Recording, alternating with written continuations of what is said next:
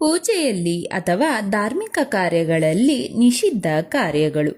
ಗಣೇಶನಿಗೆ ತುಳಸಿ ಅರ್ಪಿಸಬಾರದು. ಅಮ್ಮನವರಿಗೆ ದೂರ್ವೆ ಅರ್ಪಿಸಬಾರದು. ಶಿವಲಿಂಗಕ್ಕೆ ಕೇತಕಿ ಪುಷ್ಪ ಅರ್ಪಿಸಬಾರದು.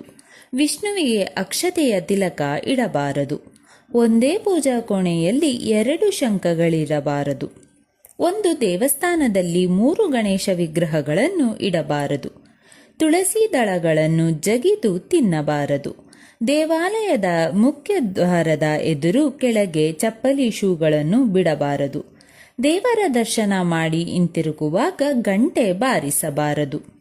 ಆರತಿಯನ್ನು ಒಂದೇ ಕೈಯಿಂದ ತೆಗೆದುಕೊಳ್ಳಬಾರದು. ಮನೆಯಲ್ಲಿ ಪೂಜಿಸುವ ಶಿವಲಿಂಗ ಹೆಬ್ಬೆರಳಿಗಿಂತ ದೊಡ್ಡದಿರಬಾರದು.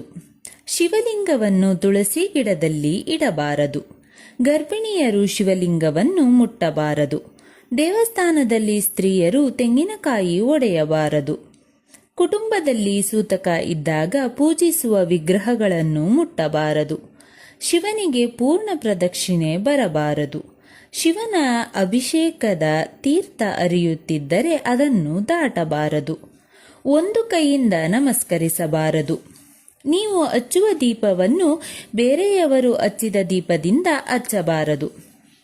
ತೀರ್ಥ ತೆಗೆದುಕೊಳ್ಳುವಾಗ ಬಲಗೈ ಕೆಳಗೆ ಒಂದು ಕರವಸ್ತ್ರವನ್ನು ಅಥವಾ ನ್ಯಾಪ್ಕಿನ್ ಅನ್ನಾಗಲಿ ಇಟ್ಟುಕೊಳ್ಳಬೇಕು. ತೀರ್ಥದ ಒಂದು ಹನಿಯು ಕೆಳಗೆ ಬೀಳಬಾರದು.